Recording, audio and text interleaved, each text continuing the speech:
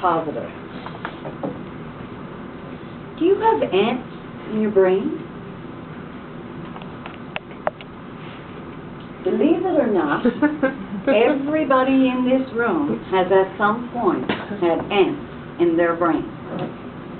ANTS is an acronym that's used by psychologists to describe automatic negative thoughts. The thing about negative thinking is, even though ants might feel true, that doesn't necessarily mean they are true. And negative thinking can magnify and multiply your flaws. So therefore, most negative thoughts are unrealistic exaggerations. But sometimes they can be a little more subtle, and you may not even be aware of the fact that you are self-defeating. I'm going to talk to you about 6 different types of negative thinking. Perfectionist thinking. Everything must be absolutely perfect or you fail. It reminds me of a situation when I had a catering business many, many years ago. We were doing a party at a lady's house, and she made a crab mousse. And it didn't set up right. She had it in this mold, and it was supposed to unmold and look like a fish, and everything was going to be wonderful. And it didn't set up solidly enough. And as soon as she realized that it wasn't going to hold its shape, that was it. Off to the garbage it was going. I'll tell you later about how to save that. Next, there's generalizing. Generalizing is basically when you've handled a situation poorly in the past, so now you're convinced that you're going to handle it the same way again. The same thing is going to happen. But you know, we all learn something from our experiences, so there's nothing to prevent us from changing future situations. Selective viewing. That's when we focus so much on the negative aspects that we totally overlook the positive. That's very common among Weight Watchers, actually. They spend 6 days following the program perfectly. Saturday night, they sit back with hubby, have a few drinks, end up a chef, and as far as they're concerned, you might as well give it up. No point in coming back. The fact that you had 6 good days gone out the window. Saturday night was a bust. My life is doomed. Or at least that's what some people think. Disqualifying the positive. That's when we take neutral or even positive experiences and make them negative. Like, for instance, you've got a Weight Watchers member who's maybe halfway to her goal.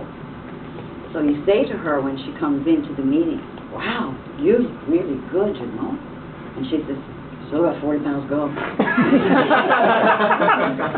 She might have 120 gone, but she's still got 40 pounds to go. Right? And that's the reaction that you get. So, not necessarily a good thing. Next, we have absolute thinking. Now, absolute thinking is when we self-impose rules upon ourselves. Very strict rules. And then when we end up breaking some of these rules, we feel guilty about it. And sometimes we even feel resentment. For instance, the career woman who says to me, "I have to clean my house every Saturday morning." Saturday morning arrives, bright, beautiful sunshine. Hubby's gone off to the course. Now she's totally teed off because hubby's up teeing off and she's on her knees scrubbing floors. But it's her self-imposed rule, is it not? The problem with self-imposed rules and must and shoulds is that they don't leave any room for choice. Self-fulfilling prophecy. I'm sure we've all been there a few times. Just recently I spoke to somebody about applying for a scholarship, and their reaction was, "I can never win a scholarship, there's no point in me even applying." And I said, "Then you know something? You're absolutely right. People who don't apply never win." I don't know why that is. But I've also learned that there are several scholarships available through various organizations and stuff that don't get awarded for years on end because nobody bothers to apply. So if you just apply for every scholarship that's out there, the chances are you could be raking in some bucks, right? You just have to try. So those are 6 types of negative thinking. So you say, how are you going to turn them around? Well, believe it or not, all it takes is a little R and R. First of all, recognize that you are being negative.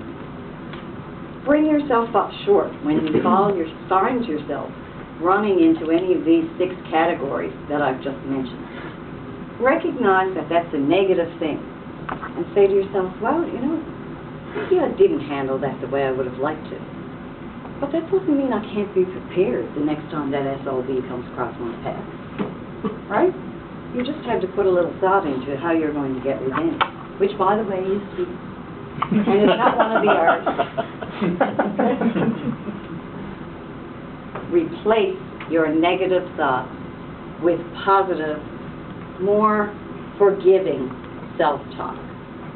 For instance, the perfectionist thinker who wanted to chuck out the crab dip. My sister convinced her that if she had a nice glass bowl, we just put it in there, and it will become a dip instead of a mousse. And she was absolutely right. The guests at that party raved all night long about the excellent crab dip that the hostess had made. See? Generalizing. Okay, well, you say, I may not have handled that situation pretty good, but I'll know what to do the next time this happens to me. There's no reason why you can't do that. Selective viewing. Well, last week I didn't get to the gym as often as I planned. You can make that positive by saying, well, what did you get to do? I got to hear Susie sing in the concert. I got to go for 3 or 4 walks in the park because the sun was shining beautiful. So these are a more positive way of looking at it. Forget about the fact that you promised yourself 5 days in the gym, and be happy with the fact that you got 4 days outside. My God, that never happens in Newfoundland. 4 days in a row. Wickedness. The whole May 24th weekend will go down in history, I'm sure. Absolute thinking, I must make the bed before I leave for work in the morning. Make that more positive by saying, you know what, the house is going to be empty all day. The bed will still be there when I get home. I can make a bed in 2 minutes. So 2 minutes after I get home, I should be good to go. Positive thinking. Or if you're like me, I'll make it 5 minutes before I got to get back into it. Still feel good. All right? Self-fulfilling prophecy. As Karen said, if you don't go into the tiger's cage, you can't catch his cup. It's as simple as that. So, instead of not applying for the scholarship, apply for every scholarship that you can find. And who knows? Maybe you'll get lucky. And then you'll feel much better. And you won't have your head filled with negative thoughts. Because the minute that check comes in the door, you'll be thinking, I must be pretty smart. Got some scholarship. So what if you got it because nobody else in the world applied? Still money in your pocket. Be happy.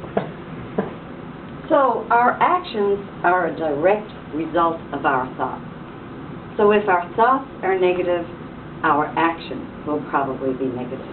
But if our thoughts are positive, we will reach our goals that we've set out to accomplish.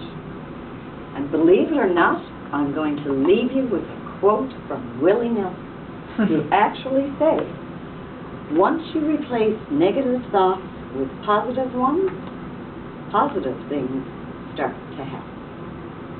Thank you.